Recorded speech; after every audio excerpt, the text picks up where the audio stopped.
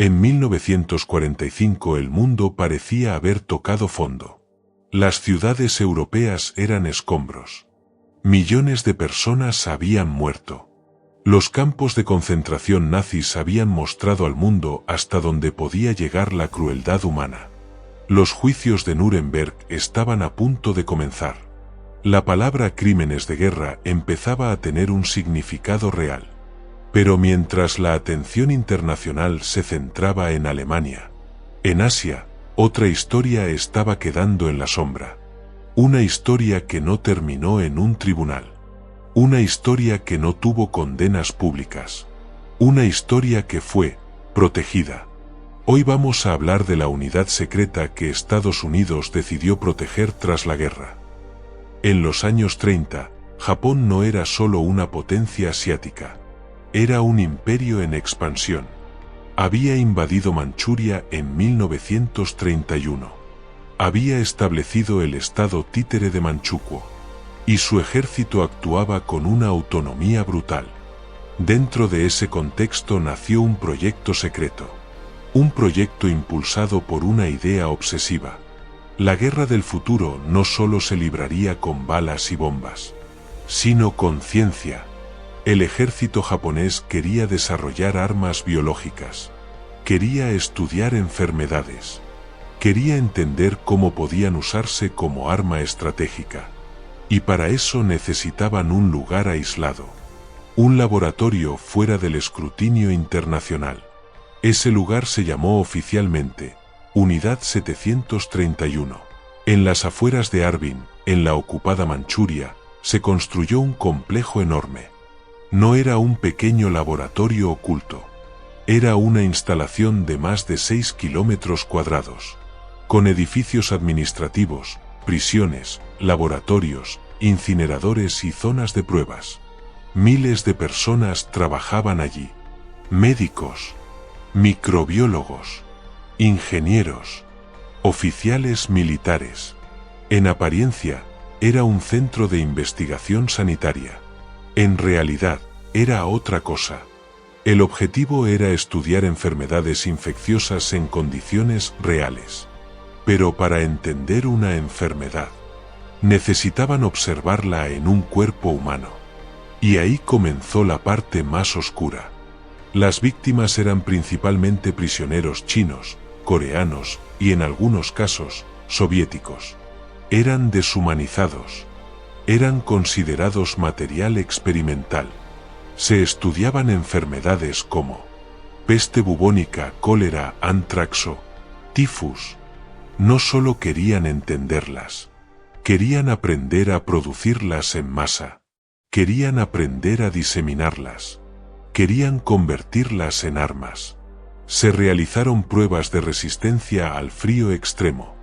Estudios de deshidratación.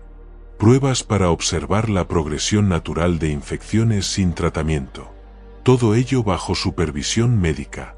Eso es lo que lo hace especialmente inquietante. No eran soldados descontrolados. Eran científicos con bata blanca. Con el tiempo, las investigaciones no se quedaron dentro del complejo. Existen documentos que indican que se probaron métodos de dispersión de bacterias en zonas rurales. El objetivo era medir el impacto real. ¿Cuántos días tardaba en expandirse? ¿Qué porcentaje de población se veía afectado?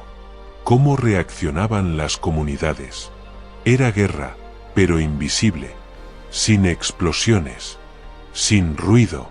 Solo enfermedad. Cuando Japón comenzó a perder la guerra, la prioridad cambió. Ya no era expandirse. Era ocultar. Documentos fueron quemados. Instalaciones parcialmente destruidas. Testigos silenciados. Los altos mandos sabían que, si aquello salía a la luz, serían juzgados como criminales de guerra. Y entonces ocurrió algo inesperado. Estados Unidos tomó una decisión estratégica. Tras la rendición japonesa, los servicios de inteligencia estadounidenses investigaron la existencia de la Unidad 731. Lo que descubrieron no fue ignorado. Fue evaluado. En pleno inicio de la Guerra Fría, Estados Unidos tenía una preocupación creciente: la Unión Soviética. La información recopilada por la Unidad 731 sobre guerra biológica era única. Experimentos humanos reales. Datos imposibles de obtener éticamente.